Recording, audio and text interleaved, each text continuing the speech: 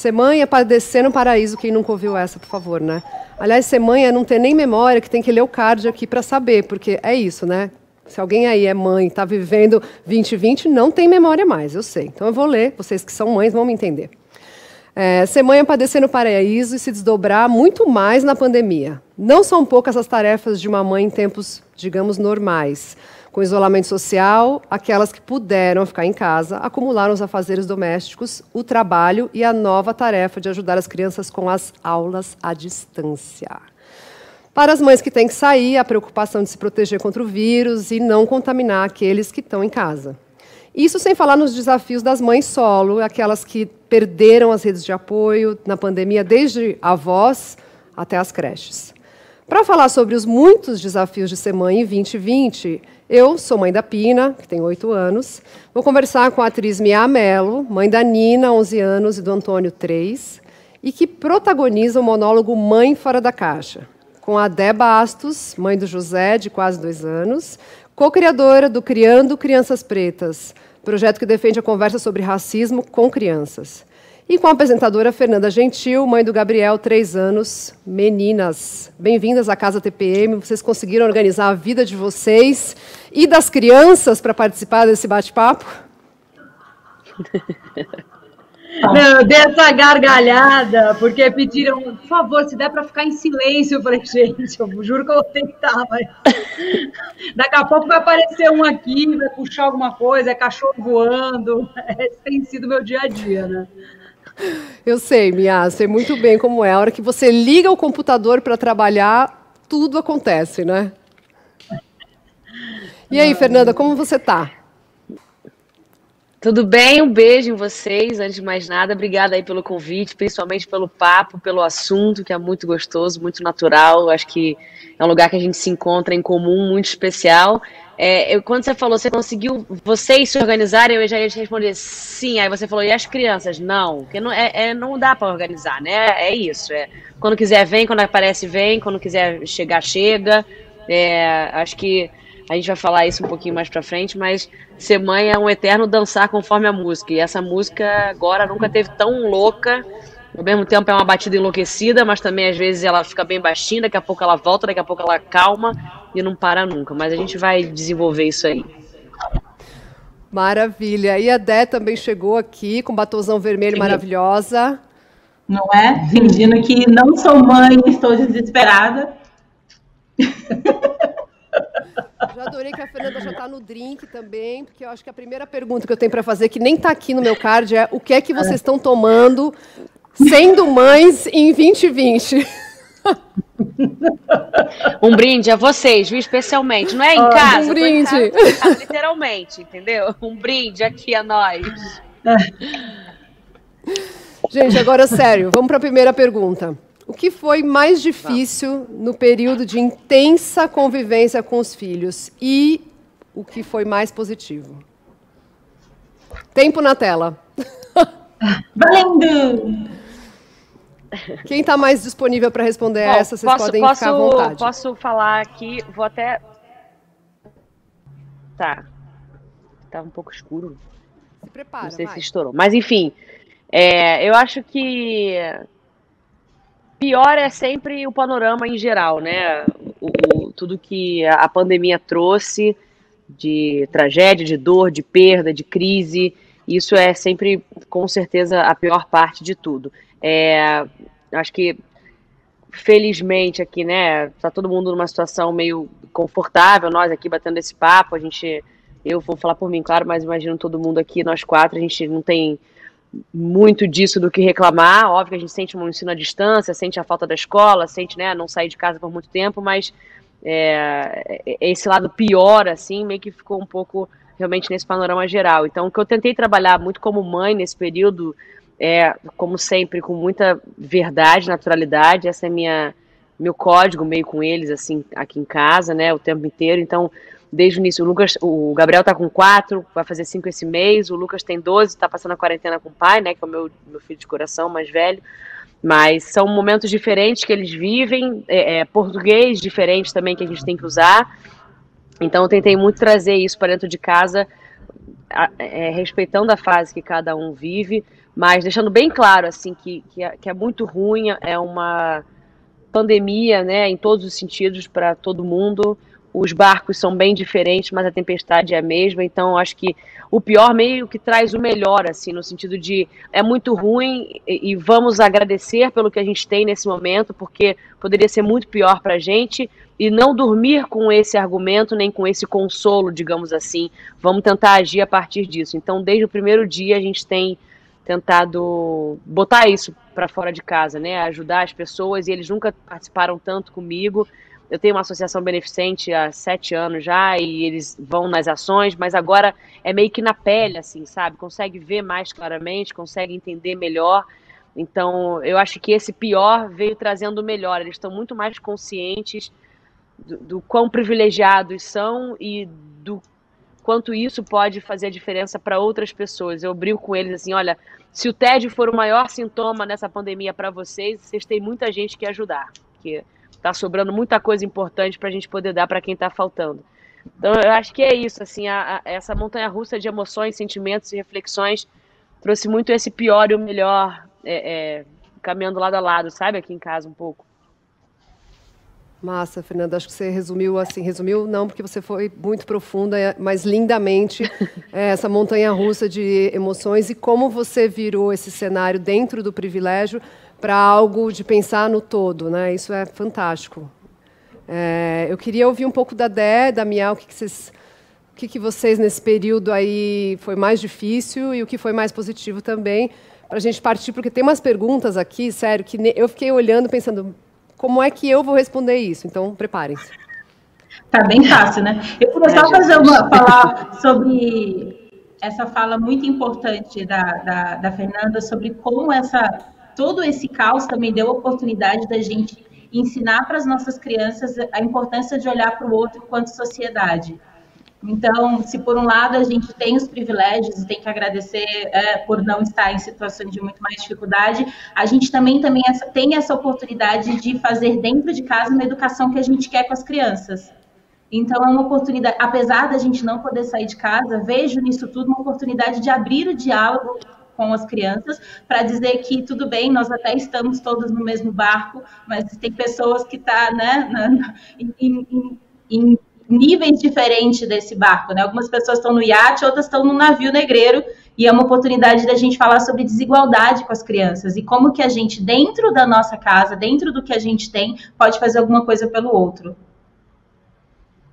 Incrível, Dé. Eu acho que é uma das questões que eu até anotei aqui, que eu queria muito falar, é que a gente fala sobre maternidade 2020, mas são vários níveis dessa maternidade, né? Até porque as mulheres racializadas, elas enfrentam essa pandemia de um outro jeito. Muitas não têm nenhum suporte nas escolas fechadas, nas creches, mas elas continuam trabalhando no serviço doméstico e continuam com essa função de trabalho essencial, que foi até uma discussão que a gente viu isso acontecer, e sem nenhuma rede de apoio e sem nenhum respaldo. Então, como é que você escuta isso das mulheres que te acompanham no seu projeto? Como é que é essa maternidade na pandemia para as mulheres racializadas que não estão na quarentena, que seguem trabalhando e que perderam suas redes de apoio completamente?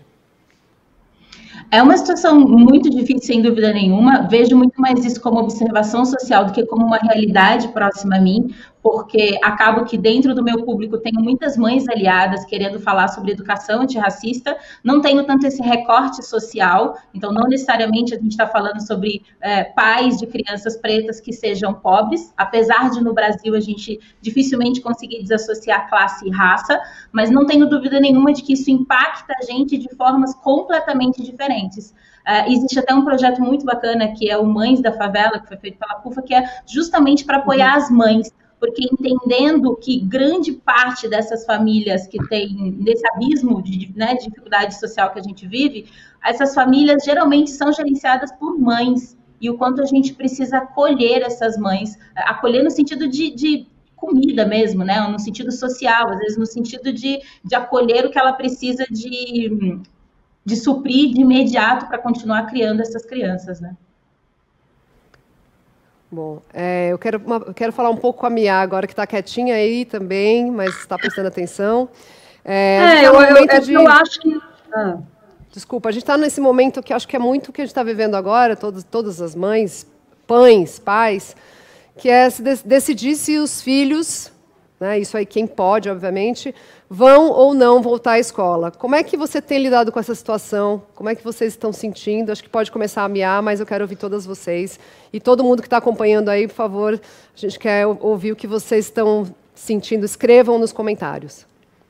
Nossa, que desafio enorme essa pergunta. É realmente que eu tenho debatido com meu marido hoje, por exemplo. Assim, a gente não sabe de fato o que fazer, porque a gente sabe da importância da escola, da importância da socialização, ainda mais do Antônio, que tem 3 anos, né? Mas a gente também sabe dos riscos que é mandar uma criança de 3 anos de volta para a escola, no meio de uma pandemia, de um vírus que a gente não consegue controlar, muito menos pedir para que eles não coloquem a mão no rosto e tudo mais. Então, a gente está realmente vivendo um dilema enorme do que fazer. A gente mantém essa educação aí dentro de casa, a gente manda para a escola em dias alternados. A escola do Antônio, eles achei bem interessante, eles se associaram a uma consultoria que chama Escola Segura, onde eles têm bastante respaldo em orientar como é que tem que ser esta volta, né? Mas é uma volta que não tem como ser 100% segura, né? Então, a gente fica nesse dilema do que fazer e, mais do que nunca, eu sinto que o momento que a gente vive, ele traz muito a gente para o presente, no sentido de que está muito difícil projetar. Eu fico com dificuldade de pensar o que eu vou fazer daqui a 15 dias. Como é que vai ser a minha volta e se vai ser para o teatro? Como é que eu vou entrar num estúdio para gravar um programa de TV? Então, assim, a gente faz projeções e logo elas caem. Então, a gente fica com muita dificuldade, tanto no âmbito escolar, da família, quanto do profissional. Então, mais do que nunca, a gente é puxado, arrastado para viver o agora, assim. Tirou da gente a possibilidade de planejar muito. Por enquanto, a minha resposta é não sei. Quero até ouvir o que vocês vão falar, que provavelmente vai ser fundamental na decisão que a gente vai tomar logo mais, assim. Massa. E lascou, porque eu também não sei. Alguém sabe? Vamos ver se a Fernanda salva a gente. Eu sei. Fernanda, você sabe? Não é verdade nenhuma, é só a minha opinião. Eu não mando. Primeiro dia, não mando. Por tudo isso que a minha falou, concordo plenamente. É muito viver um dia após o outro, é tudo muito novo. Quem diz que sabe o que está dizendo não tem noção do que está acontecendo, é isso. Então, assim, a gente está trocando a peça do avião com ele no ar. E tendo deixar em casa pelo menos, sei lá, a primeira semana, sabe, para entender o que está acontecendo, entrar mais um pouco no fluxo e na rotina e analisar os cuidados todos. Eu estou muito orgulhosa da creche também. Peraí, só rapidinho. Quer abrir marshmallow? Tá bom, pode. Mamãe já vai, tá? É isso aí, ó. Desculpa. Vocês estão vendo? Na real, quer abrir marshmallow. Então, ele... Igual, gente. Gabriel já sabe todos os cuidados que tem que ter na creche, o que vai acontecer, as mudanças, né? Eu tenho tido reuniões lá direto. Mas, assim, é isso. Não mandam no primeiro dia, sabe? Não tem essa necessidade, é fundamental. Não pelo trabalho da creche, óbvio que não. Eu sou muito... Sempre fui, né, a favor da creche, dos estímulos, admiro muito, sempre coloquei desde cedo. Mas é que é um momento muito, muito difícil, assim, né, de avaliar e entender até onde isso vai, em relação a contágio mesmo. Eles não têm a disciplina, imagina 2 em 2 horas trocar máscara, ou não tirar, não trocar máscara com um amigo, não pegar de um herói que tem um herói que ele não tem, vai virar uma figurinha essa máscara. Vai trocar máscara, vai colecionar máscara, vai... Então é difícil, sabe, ter esse controle. E mais triste ainda é saber que, assim, muita gente não tem essa possibilidade. Não vou mandar no primeiro dia. Não tem como não mandar, precisa mandar, né? Não tem com quem deixar, precisa voltar a trabalhar. A escola é realmente, até por motivos de refeição, alimento, é um refúgio, é um lado que a família conta muito. Eu sei que é muito importante para muita gente. Mas eu confesso que eu tô morta de saudade da escola também. Eu tô, tipo, desesperada. Não, porque isso com certeza, isso não tá em discussão. Fundamental, né? Fundamental, com certeza. Para tudo, não, assim. Mas você viu o meme que teve? Quando começou aqui, porque isso é opinião. Isso ainda antes. rolou um meme, uma figurinha maravilhosa, assim, gente, beleza, tranca a escola, mas só para entender, é com as crianças dentro, né? Só para ficar claro. Eu vi, é maravilhoso. Fiquem com elas, tá tudo certo. Óbvio que faz o José falta. ainda tem 2 anos, né? O José ainda está 2 anos e ainda está nessa fase de creche. Então, a princípio, eu não mando, até para que outras pessoas que não tenham essa opção possam mandar. Então, assim, se eu posso, é muito nessa coisa, se eu posso neste momento não enviar para a escola. Também, um bom ponto de vista. Porque eu posso trabalhar da minha casa, meu marido faz home office, a gente tem uma baita de uma rede de apoio, mas muita gente não tem. Então, o José estuda numa creche pública maravilhosa daqui do interior de São Paulo, e eu sei o quanto muitas das mães precisam. Então, é o mesmo motivo pela qual eu tirei o José da creche antes de começar o lockdown das creches, né? Antes que isso fosse uma regra, ele já começou a não ir logo na primeira semana, porque eu sei que muitas mães não tinham opção. Então, se eu posso fazer por elas, eu continuo deixando meu filho em casa. Que incrível essa fala, Dé. Te amo. Só isso que eu quero dizer. Bom ponto de vista. Vocês, por falar em home office, trabalho, vida profissional, a gente sabe que a mãe, ela só é aceita no mercado de trabalho quando essa maternidade é muito silenciada, né? Basicamente, você não pode sair muito antes porque tem filho, você é cobrada, tem uma exigência de ter uma vida como se não tivesse filho, uma performance como se não tivesse filho. Então, a gente sabe que organizar tudo isso, a vida profissional, a maternidade, já era difícil antes. Então, eu queria saber se vocês se sentiram culpadas por achar... Eu sei que culpa é uma coisa que a gente pode discutir assim, mais umas 5 horas aqui, mas a pergunta é, vocês se sentiram culpadas por acharem que não estavam conseguindo se dedicar o suficiente aos filhos ou à vida profissional? E como administraram essa culpa? Ou como estão tentando administrar? Posso começar porque eu sou o ponto fora da curva? Porque eu não tenho culpa? Não trabalhamos com culpa, a culpa não serve para absolutamente nada. Não. Culpa, para mim, está muito ligada ao perfeccionismo. Se você está sentindo culpa, é porque você quer ser uma mãe perfeita que não existe. Então, eu sou uma mãe possível, então não trabalhamos com culpa. Às vezes ela vem dar assombrada, mas eu falo, Fia, vai embora que você não me serve para nada. Então, não trabalhamos com culpa. Outra coisa que aconteceu muito diferente é que a minha vida profissional aflorou no meio da quarentena. Então, não tinha muito jeito. Eu comecei a trabalhar muito, até porque eu falo de educação antirracista, e aconteceu, né, essa onda antirracista, esse fenômeno, comecei a ser muito solicitada, e aí eu precisei mais do que nunca da minha rede de apoio, e lidar mais ainda com olhar para o meu filho como indivíduo e dizer, filho, a mamãe está muito feliz trabalhando. Então, neste momento, mamãe precisa trabalhar, você fica com o papai, com a vovó, e já já a gente se encontra para ser feliz juntos. Culpa não presta. Nem Rebeca e Jack Pearson deram conta de fazer filhos saudáveis lá no This Is Us. Eram pais maravilhosos e cresceram um monte de adulto perebado, psicologicamente falando. Ou seja, nada do que a gente fizer não vai fazer. Nada do que a gente fizer vai fazer esses meninos e meninas não irem procurar terapia. Então, não carrego culpa mesmo. E odeio culpa. Maravilhosa, gente. Eu não sei se eu sinto para você. Mia, me falem de culpa. Falem de vida profissional e cuidado.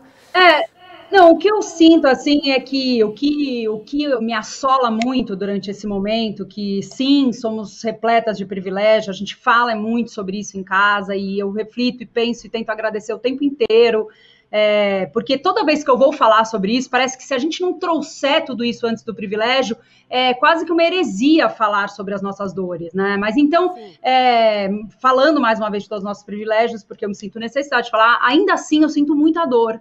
Eu sinto muita dor de estar nesse período, porque eu tenho uma ligação com o meu trabalho muito intensa, onde eu mudei de profissão, eu me formei em publicidade, depois que eu fui ser atriz, eu me sinto muito privilegiada de fazer o que eu amo de verdade.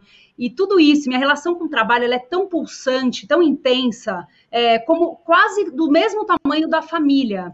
E aí eu me vejo em casa, hoje em dia, trancada, privada de fazer meu trabalho. Não que eu não pudesse estar fazendo, eu poderia estar, sim, fazendo coisas online e tudo mais, mas a minha produção, ela caiu a 80%, 90%, sei lá, eu perdi a vontade de fazer tudo, eu virei dona de casa, eu passei a ter que cozinhar todo dia, eu nunca fui essa pessoa que cuidava da casa, sabe? Os primeiros dias eu lembro que eu lavei um lençol de casal e fiquei olhando para ele pensando, nossa, como é que coloca no varal isso aqui? Porque é muito grande. E aí minha amiga me ensinou, não, você dobra ele ainda molhar. Mesmo. Google. Não, lençol de elástico eu já faço assim, ó. E jogo. Mas assim, eu me sinto, eu tô sentindo muita dor, assim, para mim até é difícil falar isso, né? Porque se expõe e tudo mais, mas eu acho que cabe a mim abrir, assim, meu coração, porque eu imagino que talvez alguém que esteja vendo, assistindo a gente, possa se identificar e se sentir à vontade também para sentir essa dor junto, assim, digamos. Porque diferente da que foi super solicitada, mas assim, eu não teve essa coisa, a mamãe então vai trabalhar, que eu amo fazer isso, sabe? Mamãe vai trabalhar, eu amo, eu tive toda essa postura com os meus 2 filhos a vida inteira, eu tô indo trabalhar porque eu amo, porque eu tô feliz, e aí eu me vejo trancada em casa com eles, que é um baita privilégio, porque é uma casa incrível, que tem tudo, eu tenho 2 filhos com saúde e tudo mais, e ainda assim eu tô triste, sabe? Então é uma dor difícil de lidar, né? Porque ao mesmo tempo você quase que não merece sentir essa dor, porque a gente não pode sentir, a gente tem tudo, né? Então, enfim, são questões que eu venho passando, assim, e que com toda certeza eu vou sair uma pessoa diferente de tudo isso. Nem sei em qual sentido, nem sei se no bom, no ruim. Eu sei que eu tô sentindo muito esse período, assim, de não poder falar, a mamãe tá indo trabalhar e eu volto, e aí se encontrar depois, isso é muito legal, porque eu acho que o saudável é esse, né?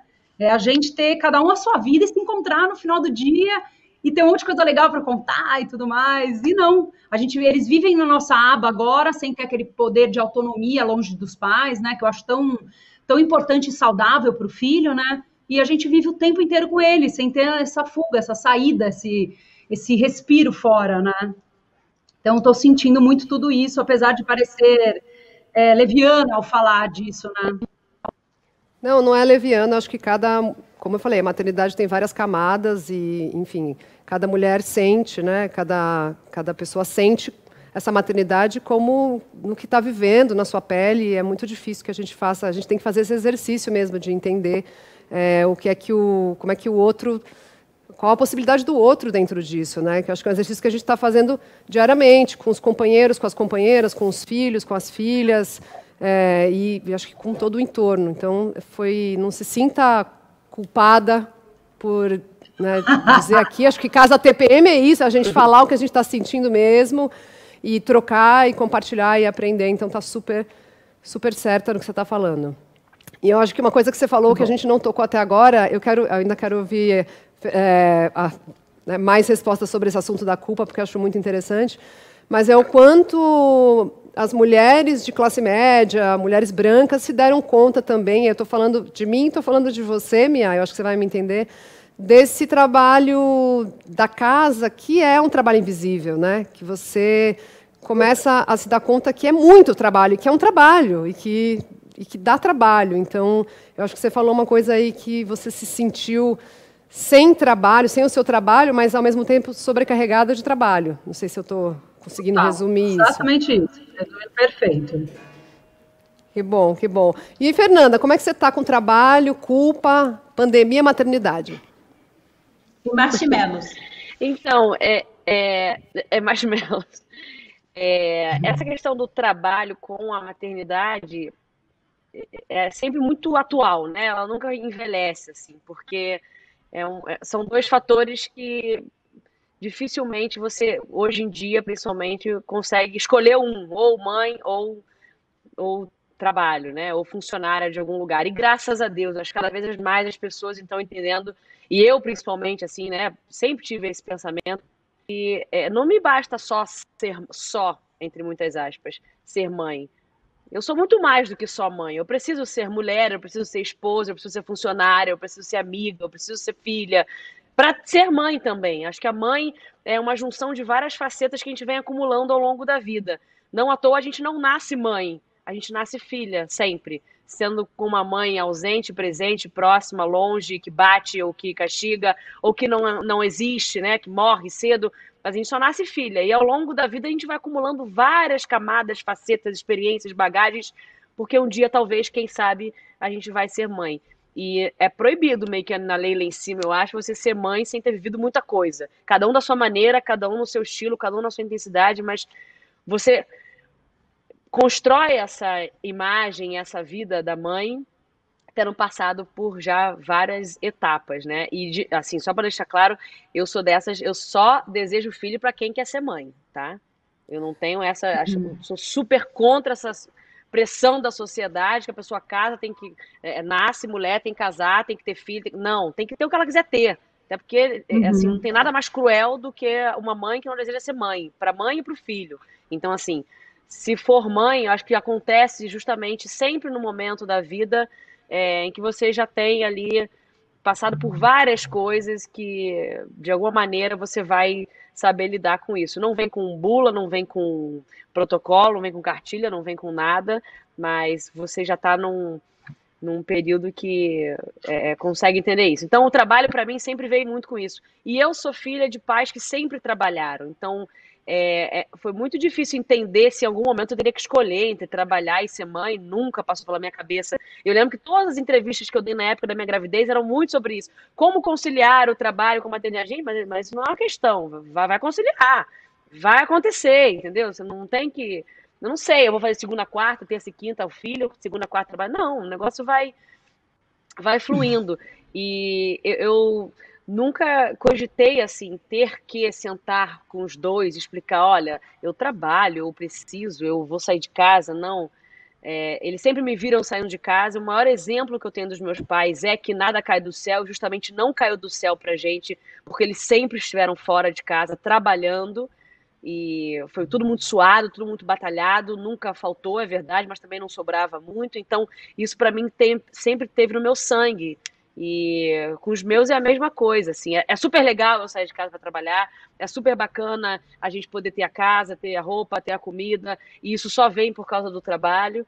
E agora, nesse momento de quarentena, tudo foi adaptado. Então, eu estou aqui, apesar de eles não poderem invadir o estúdio meu do Globo Esporte, do Esporte Espetacular, ou do Se Joga, agora invadem a live, ok. Mas eles entendem que agora esse é o tipo de trabalho. E também não é uma coisa eliminatória, não é ou a maternidade ou o trabalho na quarentena, é tudo junto. E assim a gente vai, né, gente? É uma grande... É um ensinamento muito em tempo real, assim. Você não tem como planejar ou pensar. E aí você tá cheio de planos, tá cheio de programação, tá cheio de ideia do que fazer, e vem uma pandemia e fala, acabou tudo. Esquece. Vive o hoje. Foi o que a minha falou. É um dia após o outro, não tem essa. Vou daqui a 2 semanas, daqui a uma semana, amanhã. Não. Garante a sua saúde e amanhã a gente pensa no amanhã. É só por hoje, Posso né? só falar uma coisa sobre essa questão do privilégio? Desculpa, pode falar, Dani.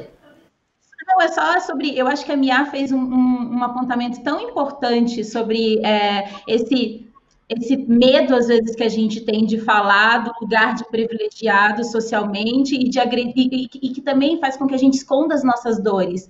Eu sou uma pessoa que acredito que todas as dores são legítimas, todas, até porque só pode sentir ou dizer o que é só quem está sentindo. E acho que um bom exercício nesse momento para a gente falar de privilégio é, primeiro, a máxima do avião. Primeiro, assim, a gente coloca a máscara na gente, depois que a gente está se sentindo bem, vivo e saudável, a gente ajuda o próximo.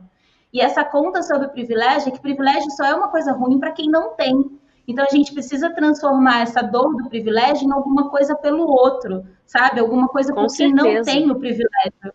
Então, é uma conta muito difícil, mas eu acho que ela começa com essa coisa linda que a Mia falou e que pode ter muita gente ouvindo e dizendo: toda dor é legítima. Num lugar, na favela, ou numa casa de luxo no Rio de Janeiro, a sua dor é legítima. Toda dor e toda delícia, porque às vezes quem tem muita dor também sente culpa de ser feliz, ou de sentir uma alegriazinha, ou de ter um momento de respiro. Então, dores e delícias são sempre com maneira muito pura, de muita... são muito legítimos mesmo, assim, permitam-se. É isso, a tempestade é a mesma, cada um tem um barco, com certeza. Tem o iate, tem o navio, tem o bote. A tempestade é a mesma, mas permita-se sentir a dor e a delícia. Gente, a gente tem tempo, né, aqui, porque, como eu falei, maternidade é um assunto tão complexo que a gente tinha que ser só um dia só para falar sobre isso. Mas eu queria usar muito a metáfora da Dé, que falou da máscara, da metáfora do avião, colocar a máscara em si para poder ajudar os outros. E aí, quais conselhos vocês dariam? O que funcionou de máscara para vocês? Nesse sentido, usando essa metáfora, quais conselhos vocês dariam para as mães que, como nós, estão vivendo a pandemia com filhos, em casa, trabalhando, home office? Quais são as máscaras que funcionaram para vocês aí de salvação? Vamos compartilhar esse momento de, digamos, positividade para a gente finalizar essa mesa. Quem quiser começar. Eu lembro que eu ouvi uma amiga... Desculpa. Força. Vai lá, vai você.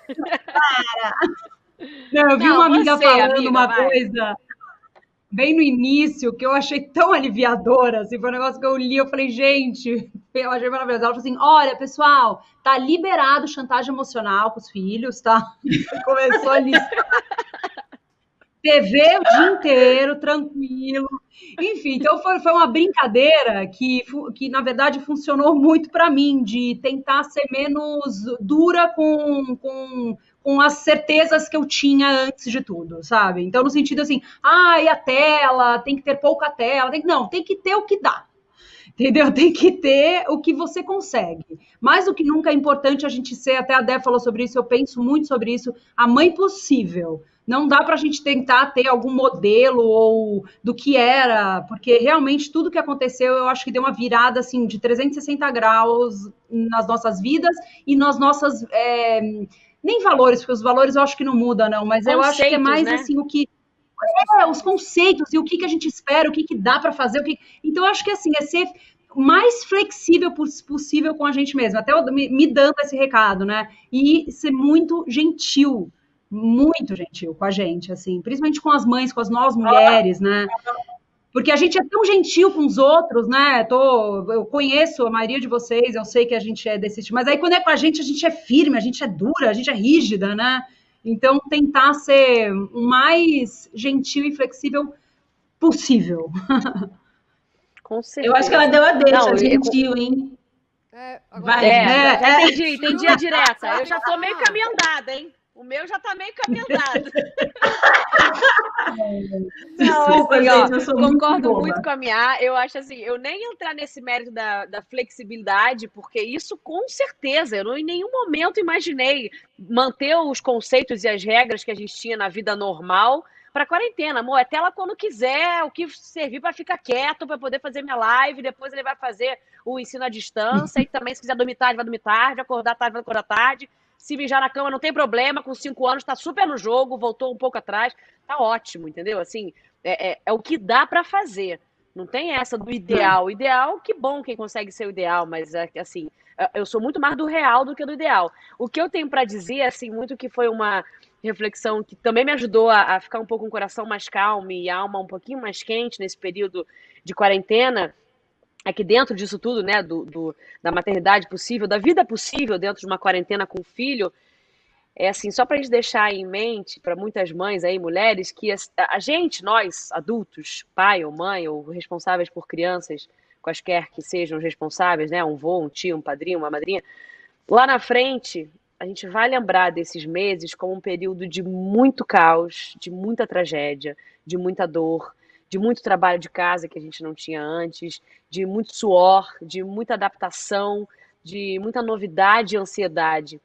As crianças, eu tenho certeza que elas vão lembrar, pelo menos, de um período em que eles ficaram em casa o tempo inteiro, sem ter que ir para uma escola, podendo ficar com o pai ou com a mãe ou com a família, com o tio, com a avó ou com o padrinho, podendo curtir mais esse ambiente que eles tanto gostam, e que eles podiam ver mais telas e dormir mais tarde, e às vezes acordar mais tarde, e tudo mais flexível, assim. Então, que a gente também consiga, por osmose que seja, absorver essa pureza das crianças, que elas não têm esse alcance da gravidade de tudo que está acontecendo, e vamos jogar isso a nosso favor, sabe?